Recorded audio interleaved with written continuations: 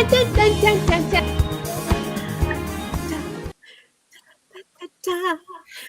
Love Boat. Oh no! Soon we'll be making it. Oh, I'm sorry. Look at us having all fun. I love that we had our group dance. It was Not planned. scary. We have a guest today. I think she's already afraid. Yeah. I'm just disappointed you didn't tell me we were dancing our way in. I like her ready. attitude, guys. Dancing is also a part of self-care. It's very therapeutic, and movement is so good for the body. So music and movement. Oh, I like it. We are so excited to be here today. We've got all of our guests, Cindy and Christina, are celebrating some birthdays, people. Amazing. But we are so excited to have everybody here joining us to learn more about the self-care at sea cruise. And we have a guest because we've had a lot of people asking us questions about who are caregivers, but they're asking about how can I get a caregiver to cover for me.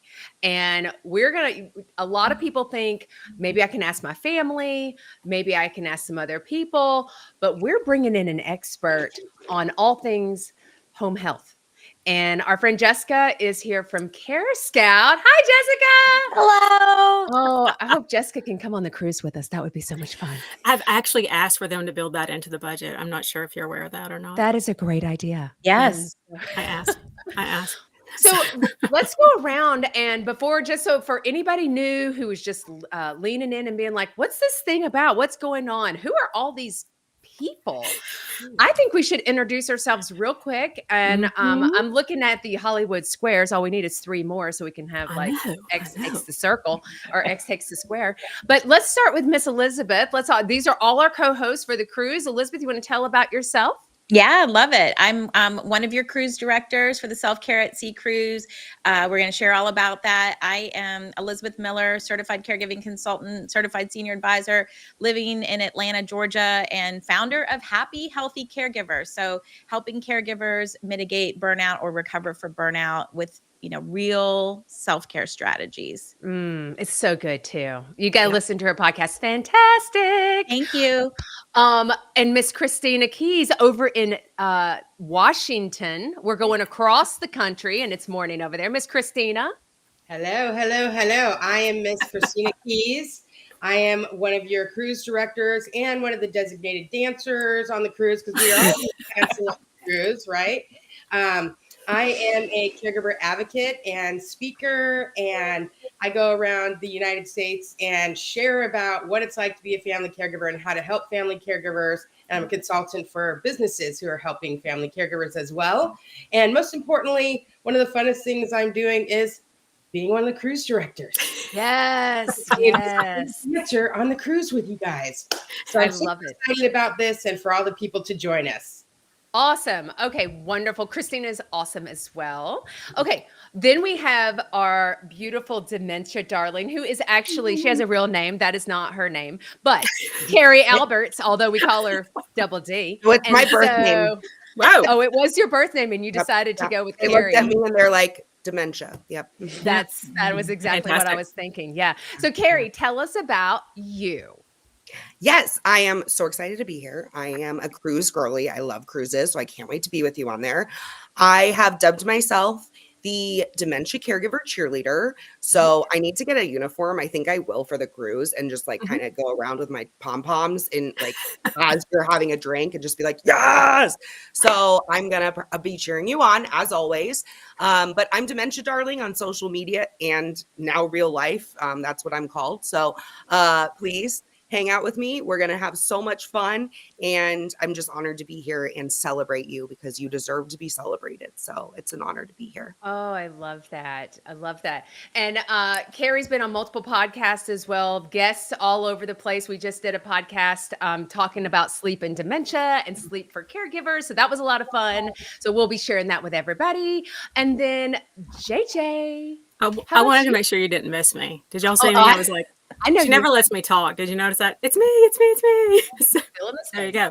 So I am JJ. I'm yet another co-host of the cruise, and I am Confessions of a Reluctant Caregiver. I am Confessions of a Reluctant Caregiver. Before Natalie tells you this, I am the oldest sister. Yeah, Natalie's just a little bit younger.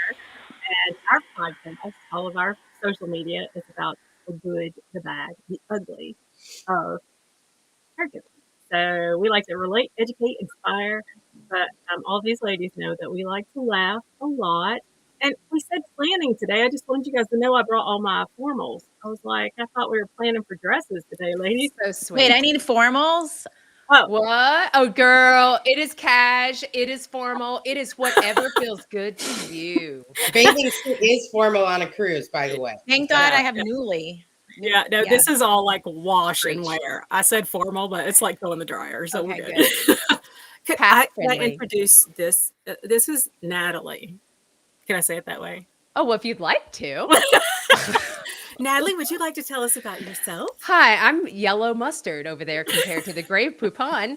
And so I am the middle sister and a co-host with Confessions of a Reluctant Caregiver. And we are caregivers for our mom and my husband, who's a head and neck cancer survivor. And we have just been so privileged over the last 2 years to do lots of great things to support caregivers alongside our fabulous co-host. And I don't want to waste any more time on me. I do want to mention our other co-hosts, Cindy and Christina Harden-Weiss with AEC Corner. They are amazing. We'll make sure all of the links to our respective websites and social media are in the chat so that everybody knows how to connect with us. We are just a plethora of wonderful resources. And the biggest thing we will always tell you is you are not alone.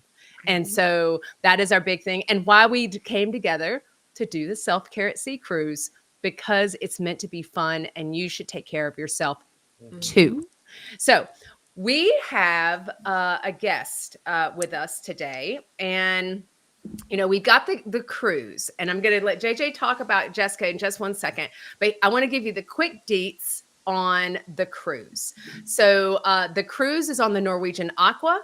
It is October 19th through the 26th of this year. And and basically it's for everyone. It's not just caregivers. We're telling you, bring your family, come by yourself, bring your loved one, do whatever feels good to you. But we're just going to say, just come. And we've got amazing destinations in the Caribbean. It leaves out of Miami. And just as a get-go, you can go to funseas.com/self-care to be able to learn more information. We'll keep talking about the cruise. As people have questions, we encourage you to use the chat. And I'll let JJ introduce Jess, and then we'll round robin the questions. I usually have like, oh, wait a minute. There's also a special going on right now. What, a special? I know. So yes. I'm allowed to tell the special because there's a couple of disclaimers. Can I read those in my disclaimer voice too? You may now read them. Okay. So there is a special right now, and we, of course, don't know how long it's going on, but it is buy your first guest airfare. You get the second guest airfare free. Okay. So, but here's the disclaimer. Can I be serious? Ready. Promotion is subject to availability, capacity controlled, and may be changed, withdrawn at any time without notice. Other restrictions may apply. I wish you'd have said it faster, but that was exceptional. I know. Okay, let's get serious here. Okay. So we have talked to a lot of people. Top concern for caregivers who need respite, guys, because we talk to a lot of caregivers. We are 8 months out, but they need respite care for a few hours, days, and a week. What are we hearing? What is everybody here? I need to leave the house, but what is it? I don't have anybody to provide care. Yeah. Yeah. Can't afford it. Guilt, all the things. Yeah. All the things. So today we have with us Jessica Donahue, and she is with Care Scout. I'm like, okay, is it like a Girl Scout? What is this? They're selling cookies. But it is Care Scout, and they believe that you need quality home care without the stress. And I love that saying. So Jessica is a Care Scout care advocate. Okay. And she is going to help us with home health care. Not just like, okay, here's what it is. She's going to help us from like moment one. So Jessica, thank you for joining us today. We're ready. Like, teach us, because Natalie and I have failed miserably with home health care. I already told you that. Preach. Like, I know. Been there. Yeah. So, thank you. Absolutely. let's Well, I'm talk. so honored to be here. Thank you so much for having me on. I'm so happy to be in this space with these wonderful and amazing people. And yeah, I'm really pumped to talk about home care. This is definitely my career and my bread and butter. And I think, before you even pick up the phone, right, and you make that call, the most important thing to start with is like, you got to take stock. Mm. Where am I? What do I need? And that's a really, really big question. So like, let's break that down a little bit. And what I usually like to do is like, let's just start in the morning. Okay, so you're up, your loved one opens their eyes, and how does the day start, right? Like, do they get out of bed on their own? Do you find them downstairs eating breakfast? Are you helping them out of bed? Are you helping them with their personal care? Are you making their food? And really just going through moment by moment and wanting you to take stock of, what do you do? What do other people do now for you informally? What could they do for a little while? Your neighbor may come over once a week so you can go volunteer, go to church, whatever it is. Could she do that every day for a few days? Taking stock of what you have, what resources you have, and then where you have needs now, and also where you're going to have needs if you're wanting to go away for a period of time. So really, before you even pick up the phone, feeling like you have an idea of what you're calling them for. Okay. So it almost sounds like, do you do should you almost like do a time study? Like a I mean, I journal for would. maybe a week or Why 2 not? weeks to kind of see, and if there was anything that was outside the norm, you would just kind of jot that down for your schedule and that sort of thing? Absolutely. I think that would be a great idea, and that would help you really feel prepared. But it also might help you to write in there like, I wanted to go out to dinner with my friend on Tuesday, but I couldn't leave my loved one. I wanted to go to a exercise class on Wednesday, but I couldn't leave. I couldn't find anyone. And maybe that'll help you think about where you want to plug somebody in long term. Because one of the things that like JJ and I had talked about is respite's great, and respite's so important, but not just for 7 days for a cruise. Like, you kind of need respite ongoing. And if you could bake a little bit of that into your life now, maybe once a week or twice a week, not only do you get to have a little bit of a breather ongoing, which is so important, but you also get to know a caregiver, you get to know an agency, and then when you're ready to step away for a bigger chunk of time, you have somebody you've built a relationship with, you've built a rapport with, and you feel a little bit more trust. Or if you flamed out big time with the first one, you've moved on to the second one, you've learned some things, you're ready for that, and you're more prepared than if you're calling them, I need respite next week for 3 weeks, and you've never met any of these people before. Like, you know what I mean? Because the first one doesn't always work out. I Preach, know what you girl. mean there. Or the first 6 sometimes. Okay, that's true. That's true. Sometimes. It happens. Absolutely. It happens, people. It It does. happens. We're dealing with people, and we know we can all be a little flaky every now and then. Yeah, Natalie especially. So, okay, what do I do? Like, do I just like draw? I guess for me, I'm like, Google is like I'm nervous about going into Google. So, Right. I mean, how do I find these people? I mean, I would probably call like Carrie, but she's in Las Vegas. That doesn't help me at all. Right. I agree. I wouldn't go to Dr. Google for this kind of thing any more than I would Google my symptoms, for an illness or whatever, because you're going to go down a rabbit hole you probably don't need to go down. So if you have friends and family who've used care before, neighbors, anyone like that, those are great places to start. Even your doctor's office, they may have recommended agencies in the past. They may have run into these people. Many of them have worked in the same field for a long time. So any word of mouth referrals that you can get, pooling, that's going to be helpful. The good and the bad, right? That's just going to be a helpful baseline. I also think people should call their area agency on aging. It's a wealth of information. And not just on what potentially could be good home care options for you, but also for so many other programs, other respite benefits you may not be aware of in your state. They're going to be local to your area. If you don't know how to find them, I always Google my counties. Like, I'm in Essex County, Massachusetts, area agency on aging. You're going to find out. So, those are a great place to go. You can use the Care Scout website. Now, our services are still primarily for some long-term care insurance companies and things like that. But by going to our website, you can see that we have these providers that we vetted, and we kind of put them through the ringer. So even if you can't get the special pricing and things like that, you can be like, okay, well, Care Scout has vetted these people. And so we've looked at their financials. They're not a pop-up here today, gone tomorrow. We've looked at how they train their caregivers, how they provide ongoing training, and then we do ongoing surveys. And what I really like about the surveys is they're not just of the people who are receiving care, but they're also the home care aides. Are you actually getting the training that you're saying you're going to get and things like that? And so we're doing those ongoing and reviewing that people should still be in the network. So carescout.com is a great resource for seeing some of that stuff. And you can, find providers that way as well. So you've got some options. You can kind of cast a pretty wide net. Definitely consider looking on the CareScout website as one of those places. Okay.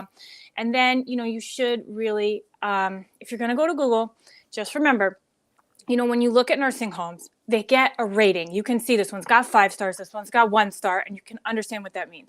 There's no standardized rating system for home care.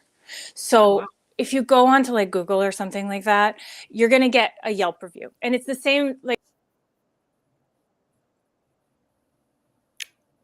Oh no! As she said, she was taking. I'm like, okay, here's the thing. Okay, so She's coming back. No worries.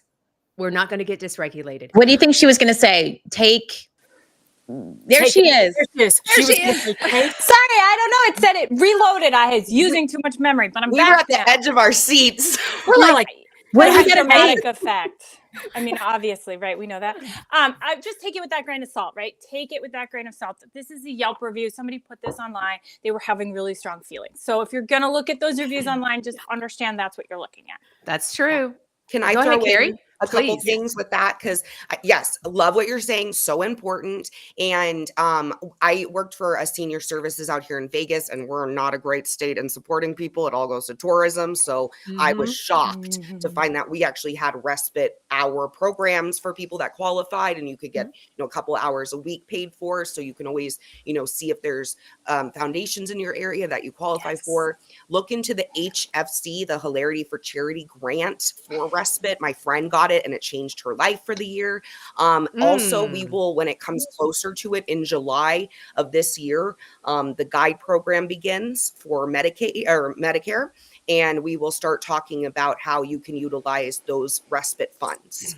So there is hope. There are ways to supplement. And also, as Jessica's saying, Google, the people who have bad experiences, they're the ones that post reviews. And yes, take it like with a grain of salt. Preach, girl. Word That's of mouth. exactly right. Yes. The people that are mad, they take the time to make sure everyone knows. So I really like to do research on social media. Truly, like go and see if the company has a social media and they're engaging and showing pictures or what the things that they do. That can show you a lot. You can see how, word of mouth of caregivers in your area that you can maybe follow and find. But talk to other caregivers if you have that opportunity. I know that's not, something everyone has, but finding resources, you can trust another caregiver. They'll tell you like it is. And they're usually the best resources, if you ask me, is another caregiver. Oh, yeah. They will. I love talking to other caregivers. I think we all do. Yes. Oh, wait, Natalie's got her hand up. Yes. So it also is a hand clapper. So that I'm going to also hand clap Carrie as well. Great ideas. I wanted to give another website. usaging.org is the national association's the website for all area agencies on aging, because based on state, they can have different names. They can be LOA, they can be AAA. And so I'm just on here on their website. It's usaging.org. And it'll say, it's all kinds of resources, and it'll tell you who their members are. And that's all of your AAAs. So you can look up your AAA by state. Yep. Yes. And the ARCH National Respite Network and Resource Center is ARCH, ARCH, respite.org. And you can also go on there. Jessica didn't know. We're like, okay, Jessica, you're like telling people where to go. We're telling them how to get money. I mean, we're selling it. I love it. Yeah, I mean, it's true. And I always say, people assume they may not have served long enough as veterans, but you should check with your VSO officer, veteran service officer. Some of the rules have changed around discharging and things like that. And there's so much potential there. So don't rule that out either if your loved one or your loved one's spouse served in the military as well.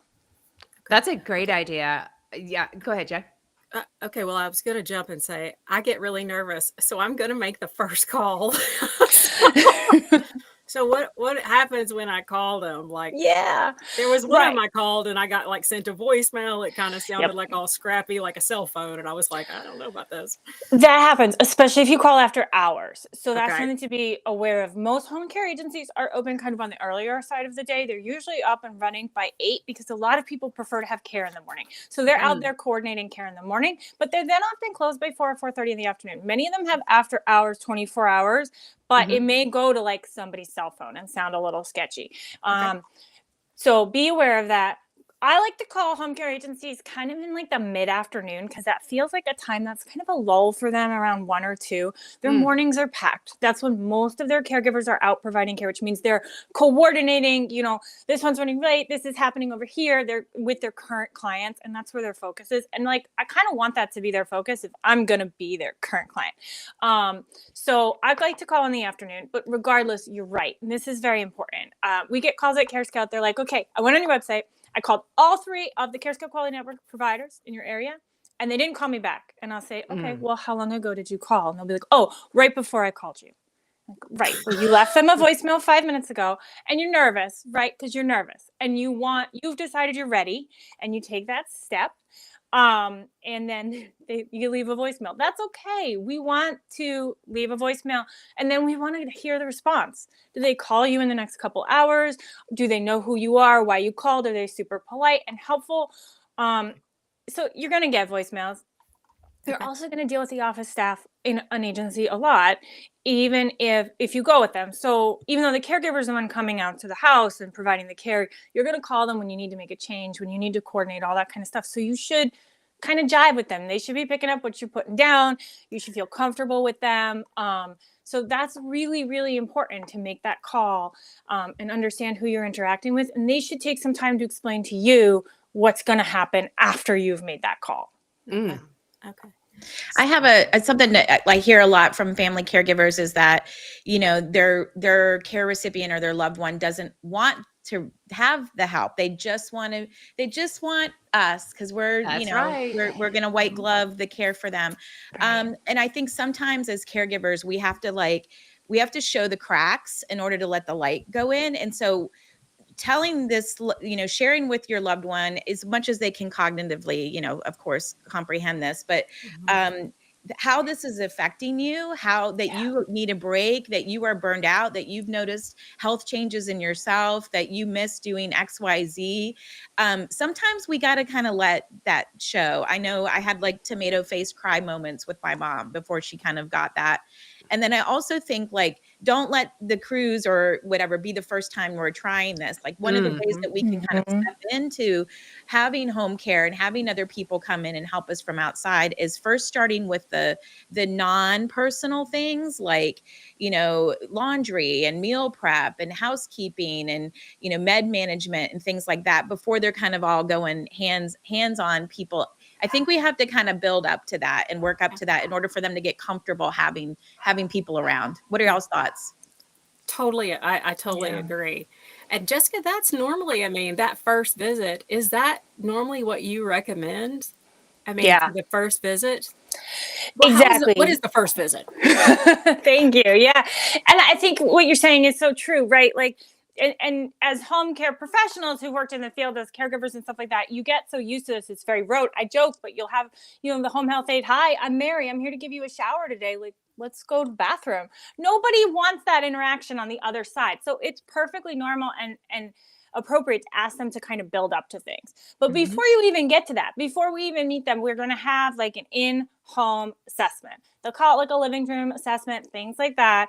And they're not necessarily going to send out the caregiver that's going to be coming, but they're going to send out usually their nurse or somebody else. And they're going to come, they're going to meet you in your home. They're going to meet your loved one. And this is where you've got your list, right? So you spent 2 weeks preparing everything you need. And this is where you're going to bring that to them. And they're going to tell you about themselves. They're going to tell you about the agency. They're going to tell you, all sorts of their elevator speech and all their stuff, but they're really there to learn about your loved ones. So they need to understand, not just like mom needs help in the shower, but like mom needs someone to lift her legs over the lip of the tub, and that kind of like details that's going to make a huge difference in someone's care being successful. But you also bring your list because there's weird stuff and you'd rather get it out there now. Like some states, you can't clean windows. They can't get up on a ladder, whatever it might be. Like, let's just have that conversation now. So you're not expecting them to do something they're not allowed to do down the road and things like that. So it really should be more of like an assessment and an interview on both sides. Okay. All right. That is good to know. I know Mom, she thought the lady was there, but she thought the lady was there just to clean the house.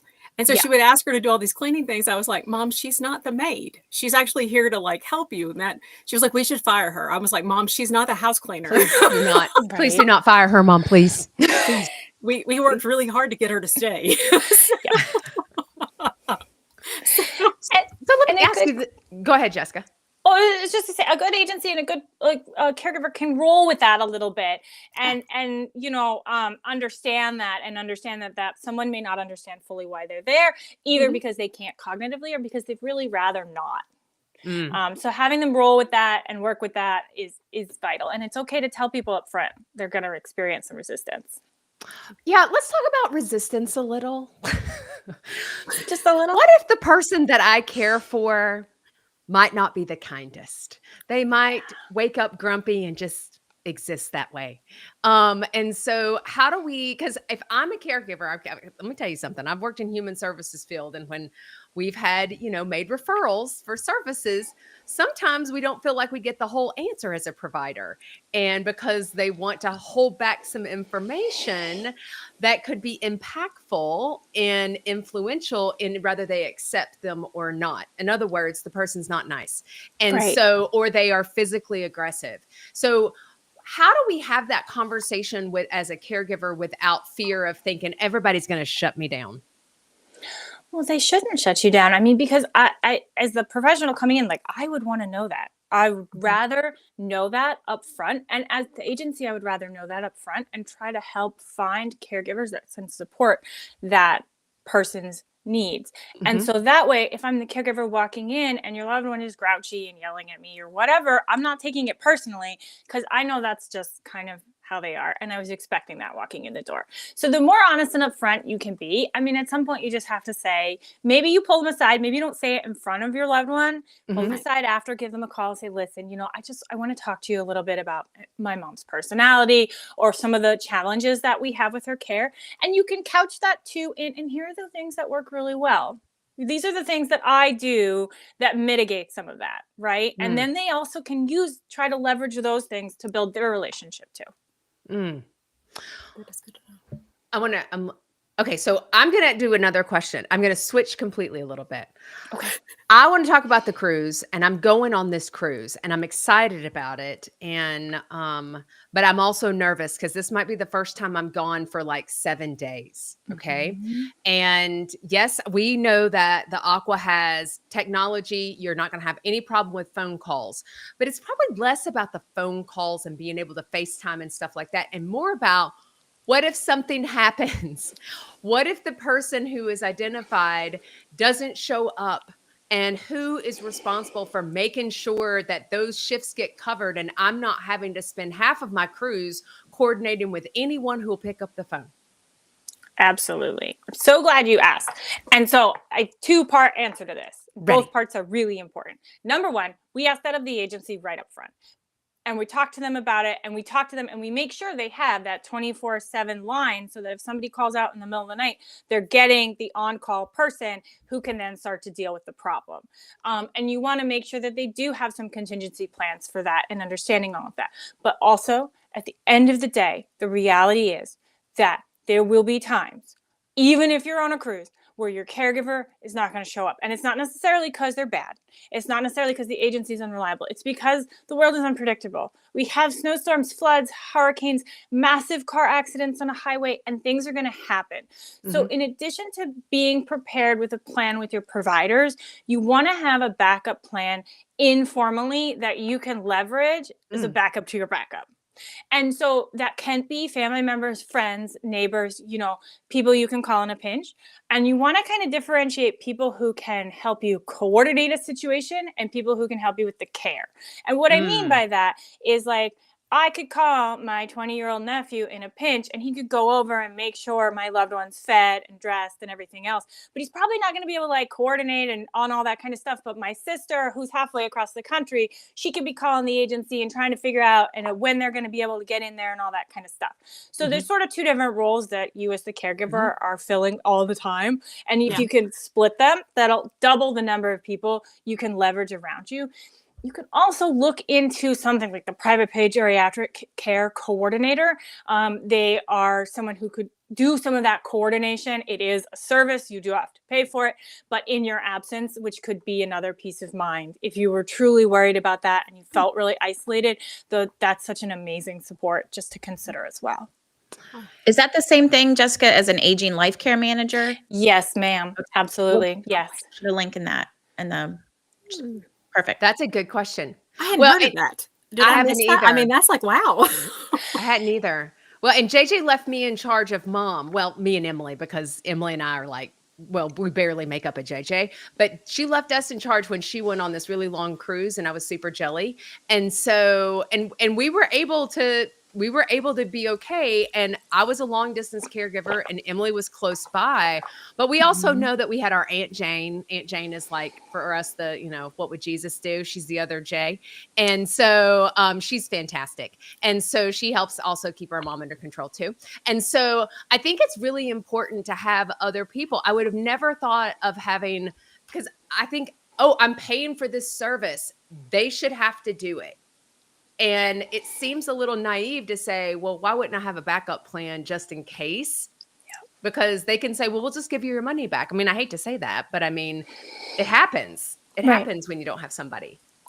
And things happen that are out of their control. Unfortunately. And so it's always better to be overprepared and have too many backup plans and have annoyed all of your family, sending them your itinerary and your 3 sheets of information and who to call in an emergency than not have done that. And then you're getting a call on a cruise. I love that. Also, bad things can happen when you're on a cruise or not. So Exactly. just saying, That's very true. Yeah, you know what I'm saying? So go for it, because it could happen if you were there anyway. Like, I'm just saying, I'm not trying to be negative Nancy, but it's like, don't let that hold you back from living your life too. That was good advice, Carrie, because I remember someone told me that as a caregiver, it's like if you worry and something bad happens, you suffer twice, but if you don't worry and you make a plan and you have some backup in place and then something bad happens, you only suffer once. So like, to your point, like we are out of control in a lot of the situation. And I think we can help you as cruise directors, like plan the best that you can plan for this. And you are smart, savvy people who have already survived, 100% of the rough, stuff that has already happened to you. Yeah. So true. Jessica, I know when we first talked, you and I talked, this is really important. You're not just you got 8 months here. So we are talking about some planning. So those first times, and I know that Elizabeth had mentioned it too, you want to get your person, your loved one, used to it. So you can start. Home health care is not just you have to start and they completely take over. And 4 hours is fantastic for a caregiver. I got to tell you, I mean, there's a lot of us out there. It's like, dude, if I had 4 hours, I would go to sleep in the car. Like, that's the best time. I'm going to go to Walgreens. But you can start with 4 hours. There's no limit on home health care. They're not going to say, I'm sorry, you're not buying 40 hours a week. I mean, how do we start? How many hours do we take? How does it work? So that 8 months from now, if I want to go away for a day or 3 days, or how does it work? Good question. So the kind of hours and stuff, they vary a little bit in different parts of the country, but in general, you want to think about 4-hour chunks. Anything shorter than 4 hours, a couple of things happen. And so I don't love it for people. First of all, it's not that much time. By the time they get in the door, you get them settled, you get out, you've got whiplash turning around and coming back because it's over. That's right. But beyond that, many agencies have a 4-hour minimum. So you're eliminating a lot of possibilities. And the reality is, for the caregivers, this is their livelihood. They don't want to spend an hour here, an hour here, an hour here. It's going to elongate their day and the parts they're not getting paid for travel. So if they do a 4-hour shift twice, they're done. And the reality is it's better for them, which means these agencies are taking care of their staff. as well as they can, which is really important. And we want that because we know there's a national caregiver shortage. So we want the agencies that are keeping their staff happy as well as us. The other thing that happens is the price tends to go up. So if you're looking for like 2 hours, suddenly it goes from like $35 to $70 an hour because they can't get anyone to take those shifts. So you end up paying 3 times as much for half as much care. And so it's really, there's a small subsection of the population that works really well for, but for most people, give yourself a chunk in the afternoon, in the morning, whenever you want it, maybe twice a week, if you can afford it, if you can swing it. That's going to be like a really nice baseline. Give yourself some time, give yourself a break. And, you know, just thinking about starting there, you could absolutely start longer. You could do a whole day. It depends on what your needs are and what your loved one is, how well it goes. And these agencies, you know, any of them worth their salt, they understand that this is a moving target and you're going to see how it goes. And if it's going well, you're going to try to add, and they're going to work with you to try to, you know, find places where they can add the caregivers that you like in your schedule and things like that. So a little bit of flexibility on both sides goes a long way. So can we ask you this? Can we talk about money? Let's talk about money. Thank you.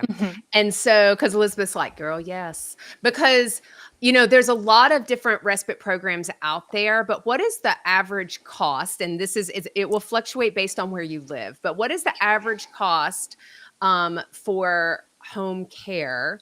And I'm glad you talked about it's more expensive if you do onesie twosies as opposed to 4-day or half a day and full day. Right. What is that? Give us the general idea, and then we'll throw out as influencers and experts some ideas in addition to what we talked about earlier. Okay. Yeah. So you're right. It's going to vary wildly across the country because it's really all based on the state minimum wage. So in states with a high minimum wage, you're easily seeing $30, $40 an hour. In states with a lower minimum wage, you may be looking at something in the mid 20s. If you go to the Care Scout website, we do have a cost of care calculator. You can put in your zip code.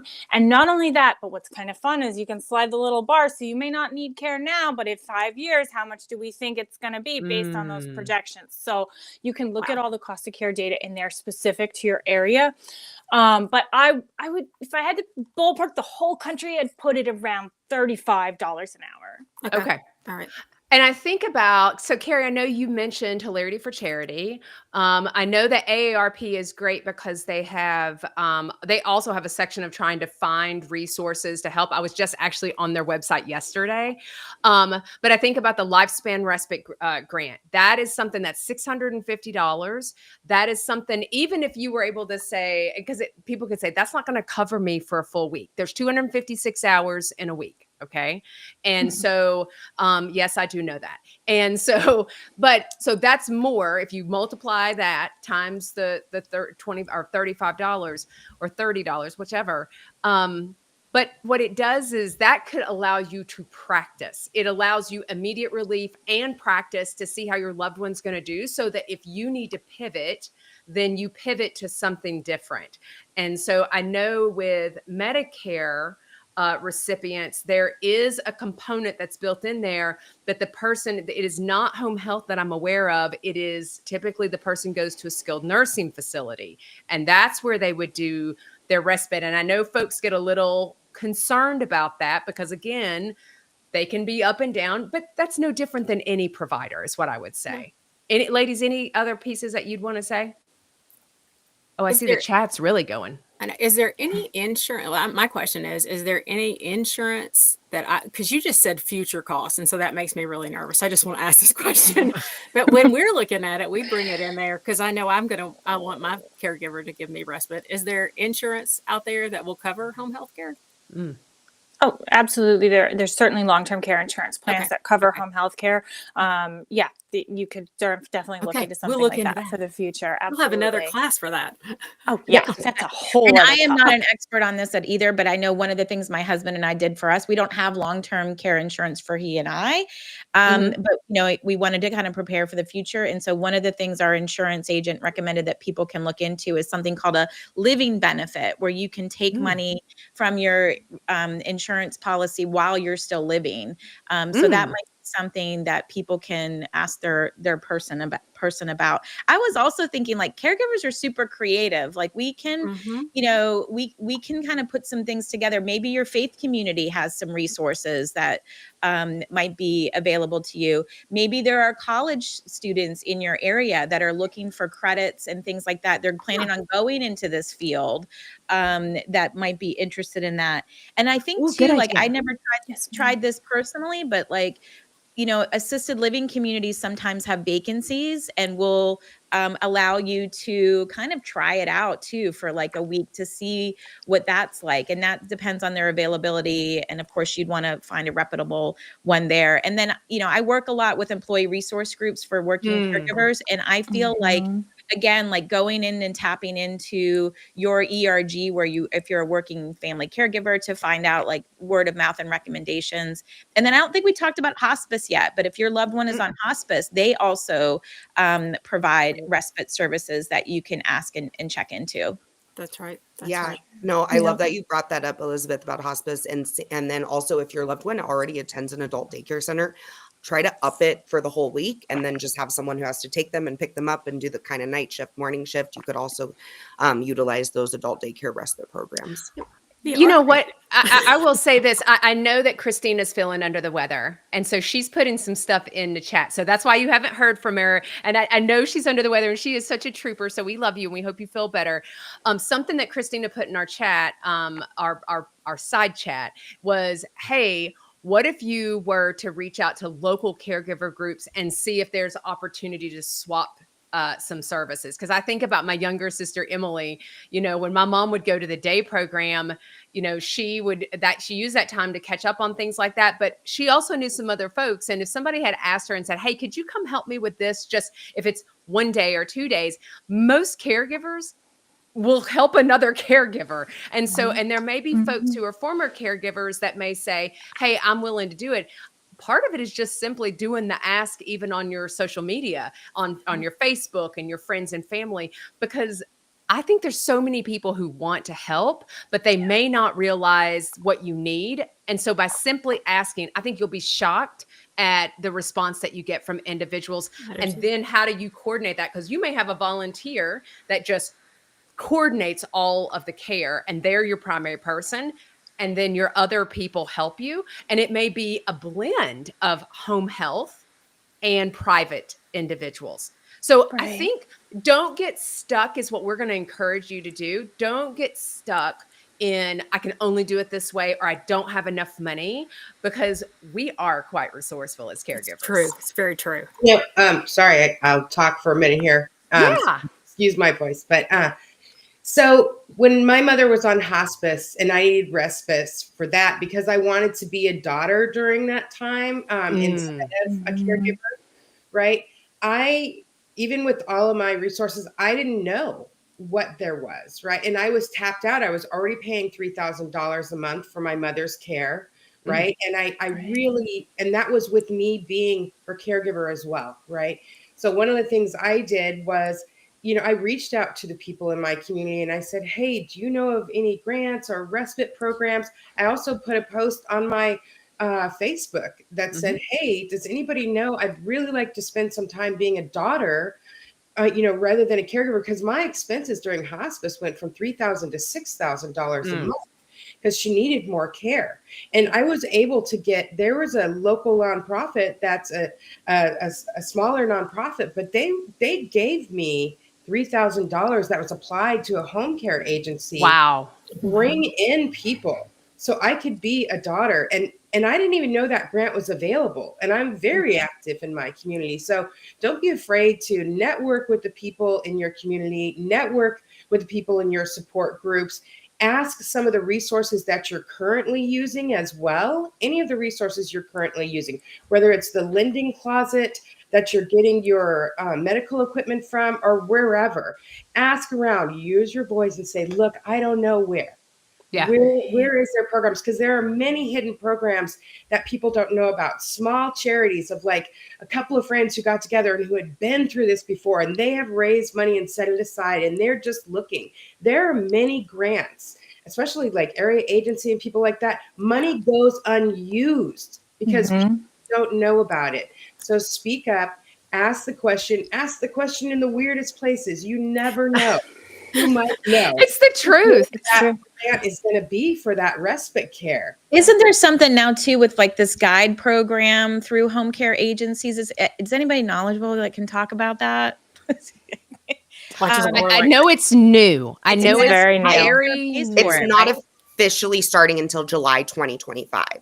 So Thank you would you. have to make sure you pay attention when that begins for sure, because right now it's all the agencies getting ready to support the caregivers. So But this ask is the gonna home be- care agency, like ask if about it. they're going to be one of the agencies they can use, because it's going to be specific places.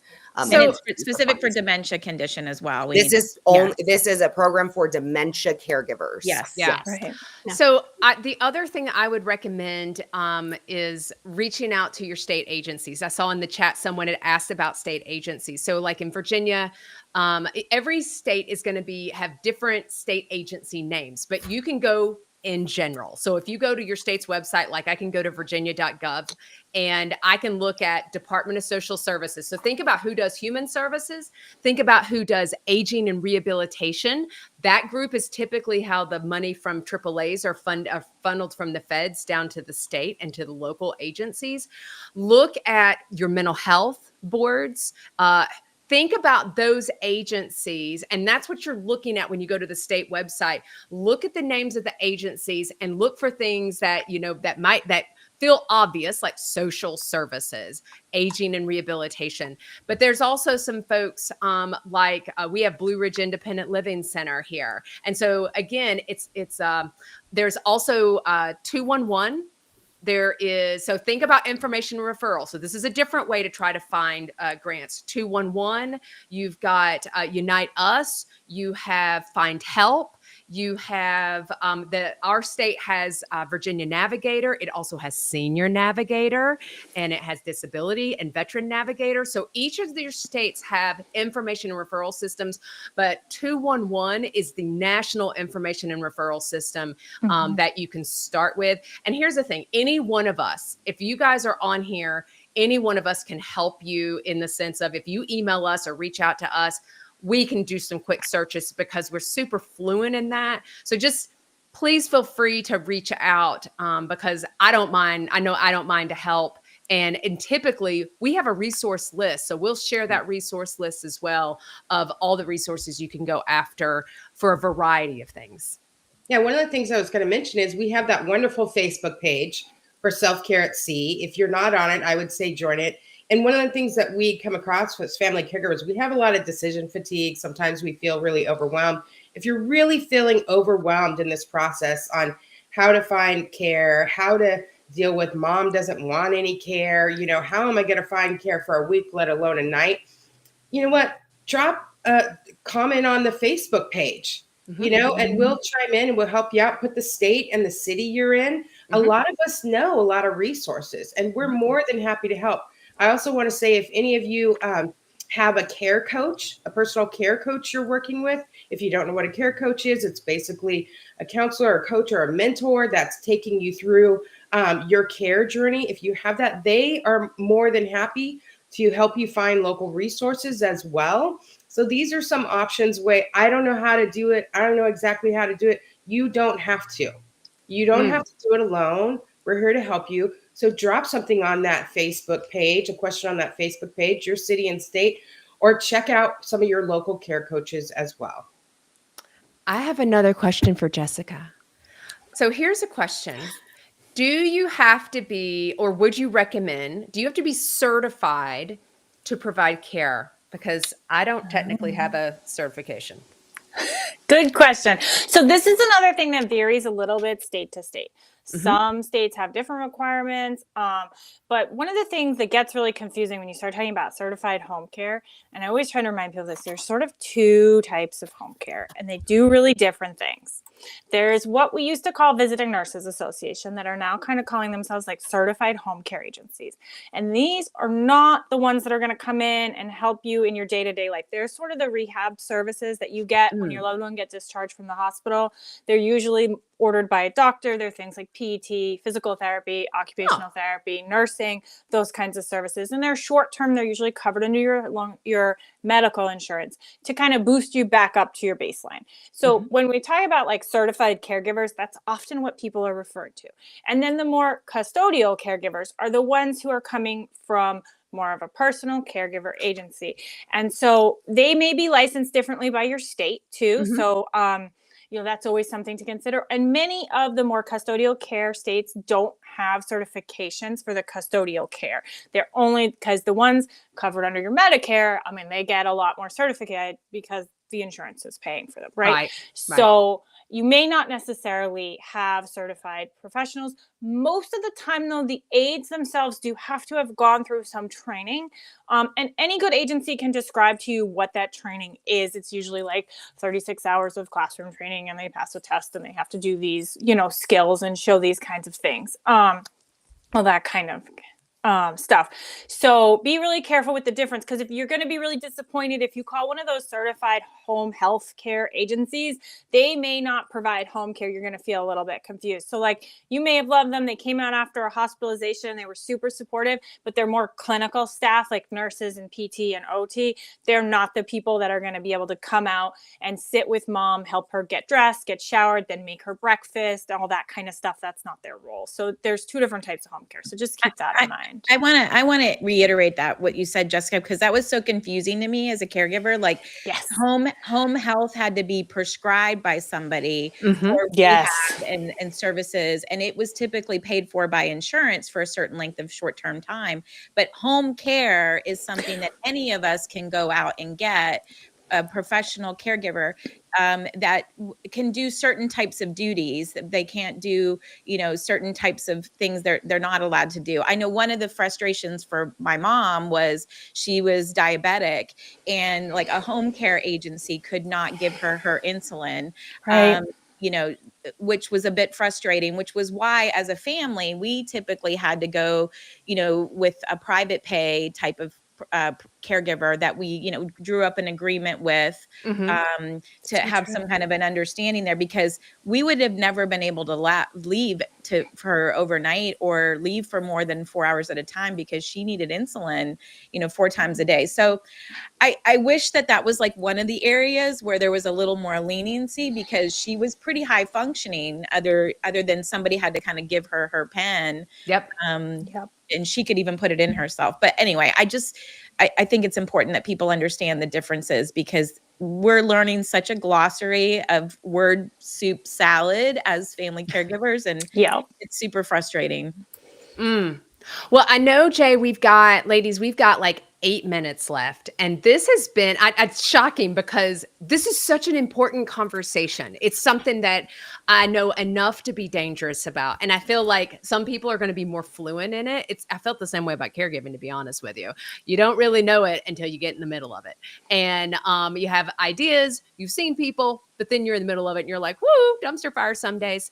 And so, and some days are easier and some days are harder, and that's okay. But I think this is a great conversation. I'm so glad we talked about the difference between home health and home care, skilled or unskilled, so certified versus uncertified. And it really is about identifying what works best for families. And so I think that's really important. I did see a question that came through, but I want to wrap us up a little bit and talk about the cruise just a little bit. So if anybody has any questions, Jessica, thank you so much for being with us. We're going to have you stick around for the last couple minutes if you don't mind. Absolutely. But we want to talk about the cruise. Of course, you're welcome to come on the cruise. Ladies, anyone want to jump in and start with, this is what we got and this is going to be great. Well, I'll jump in. Thank you, Jessica, first of all, because I learned loads. So we just kept her on. We were like, we should have her back, Yeah, no kidding. Anytime. Yeah, this was wonderful. So much fun. Come on the cruise. Yeah, I know. We could have your own little section. You're like, so. Just send us that requisition for expenses. We'll take care of you, Jessica. We'll sign off. Yeah, absolutely. So so the cruise, important. Okay, so the cruise here, just as a reminder to everybody, it's October 19th through the 26th. You've got, 8 months And this is the best part. Everything is on funseas.com/self-care. I love the runner across the bottom. Thanks, Sia. So people can know all the details are there. We're going to start putting even more resources on the website. This recording will be on the website so people can listen and learn about home health versus home care and how to access resources to be able to afford it, different strategies. But guys, this cruise is for everybody. It's out of Miami. You're still able to take advantage of the payment plan. Okay. So that's really important. There is the deals that we have going on. It's buy one, get the second airfare free. Again, JJ said the very cute little disclaimer. I wish she'd have said it a touch faster like they do on Promotions are subject TV. to availability, capacity control, may be changed, withdrawn, or at any time without notice. Other restrictions may apply. I swear to God, just in case JJ's first gig doesn't work out, which is clearly unpaid. I can totally read disclaimers. But one of the other things is, you know what? Your final payment is not due until June the 7th. Yep. It is entirely refundable until June the 7th. Yes. So go ahead and make those reservations now because the airfare deal may not last that long. I don't know. That's always sketchy. We don't know how long those promos are going to last. And what else, Natalie? Ladies, we need sponsors. We want. Oh my God! Yes, please. Yeah. Like if somebody wants to, if you're a business, you have a business, you want to sponsor a piece or parts of this cruise, maybe excursions for family caregivers, so don't have to pay out of pocket for that. Absolutely. You want to, swag, whatever. Like, talk to us. We want to help, promote the stuff that you all are doing, and fast track family caregivers to those important resources. And we want to help kind of whittle down the costs for caregivers. So I think sponsors would be amazing. And we do have a sponsor pack that we can send to you in various levels. So we want to make sure that, especially for those providers out there and businesses who are providing supports to caregivers, be seen. Be seen is what we're going to tell you. And so this is a great way for you to be seen, get promo, and we share all this information on our respective social media sites. You get to work with us. I know. Why would you not? I mean, are you guys ready for the speed round? This is how Ready. I always close it. Are you ready? How many days is the cruise? 7. Thank you, Elizabeth. I love it. Chrissy was like, wait, how many days? Who's doing karaoke on the cruise? We forgot to talk about that. Elizabeth. Elizabeth. Where does the cruise leave from? Miami. I saw Carrie and Christina jump in at the same time. The name of the ship? Aqua. Oh, Aqua. Sorry. That is a brand new ship on NCL. That's their newest ship. The deposit amount, I didn't tell you guys that part. It's $125. That's all you have to have. Oh. And who can go? Anybody. Everybody. Everybody. And you know what? I'm going to Jason tell Momoa. you, the kindest thing that you can do is if you're thinking about what to get your Valentine, get them a cruise or take them on it. You go with your loved one and, or pay towards. This is a great Valentine's gift. And I know Jason is very excited. My husband, my Jason, is very excited. So he'll be very excited also. Jason. Oh, let me tell you something. We all hope your Jason's coming. Sorry, My Elizabeth. Jason Momoa, yes. Yeah. Well, thanks to everybody. I'm sure we'll be seeing everybody again next month. Who knows what we'll be talking about next month? Maybe like how to get down into my bikini. Probably not. We're gonna have a caregiver bikini. No, Oh, it's gonna be love your body as you are. Well, I've got that shirt, Elizabeth. That full shirt that's got the bikini on it. That's what I'm wearing. Oh, I'm doing that. We're totally having fun. All right, totally guys. having fun. Thanks so much for Until being next with us. time. We dance it out. Thank The Love Boat thing Can we dance it out, Sia? with the Love Boat. Oh, Yeah. and thank you, Jessica and Care Scout. Thank you, Jessica. Thank you for having Thank you, me. Jessica. Amazing. Mwah, mwah, mwah. I feel like the Love Boat. Soon we'll be making another run. The Love Boat.